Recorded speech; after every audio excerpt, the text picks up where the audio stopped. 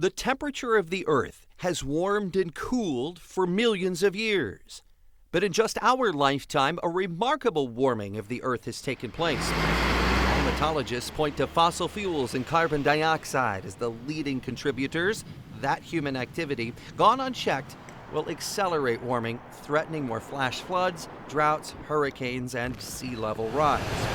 And we're already seeing that take place. It's got to be a repeated message. Dr. William Katowski with Iowa State University has physics and astronomy degrees from Yale and a PhD in meteorology from MIT. So we need both. With 25 years studying climate change, how sure of it is he? We're trapping more energy as heat into the Earth. And so if you put more energy, more heat into the Earth, well then it's inevitable that the temperature is going to rise. There's only one way you can go. And a warmer climate means more extreme weather events. So if you want to see another one, you only have to stand here a few years. But this time, LeClaire Park looks like a lake. The Great Flood of 1993 was one like no other. And as you can tell from this vantage point, it looks like the water levels outside the stadium are about as high as the water levels inside. Until it happened again in 2001, coming within 5 inches of the previous record. That is holding, and look what it's holding back. But these epic floods keep happening with more frequency. The 5th biggest flood in the Quad Cities happened in 2008. We've done this before. And a similar flood happened in 2011. And then in 2014, it happened again. 6 of our top 10 floods have occurred since the Great Flood of 93. We're getting more of these extreme weather events. Yes.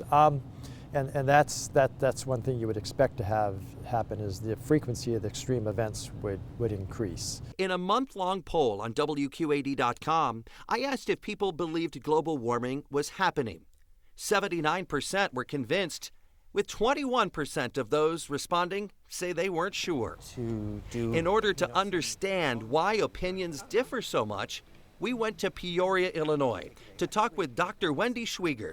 She's an associate professor of psychology and knows a lot about how people make decisions. People are going to pay attention to the issues that connect with them and at best ignore the stuff that doesn't interest them, and at worst dig in their heels in opposition to something that they hear. Is it possible we just don't see climate change as an important issue? We've all got the capability of actually thinking it through and thinking critically and logically and rationally about issues.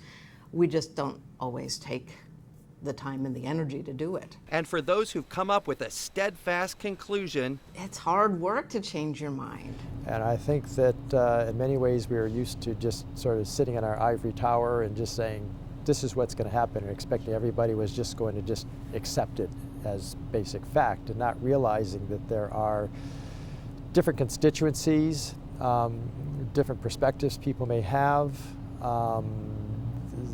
different vested interests. I disagree with my friend's points over there, but he has a few good points that I cannot ignore. We assembled a group of people from across our community and met up at Western Illinois University Quad Cities to talk about the subject. How many of you, just by show of your hands, how many of you have noticed that weather patterns have changed or that the climate has changed around here?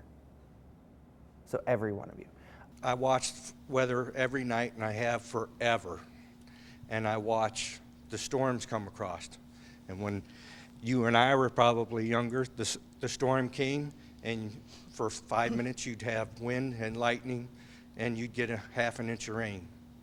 Now you can have wind and lightning for an hour and a half and 4 inches of rain, which is much different. If you perceive that we somehow are part of the problem, then we are going to have to look to ourselves to be part of that answer, and I'm not sure that people are ready to do that. The thing that I see climate change deniers say over and over again is the idea that humans can change the climate is arrogant, that we just don't have that kind of power. I do not believe we have as much effect on it as the trends that go from century to century, and I think that it will never change until we can get countries like India or China on board with it. We're not a small organism anymore. We have a large effect. With climate change, you're not even trusting that something good's going to happen. You're trusting that something bad is either going to not happen or be put off. What do you want to leave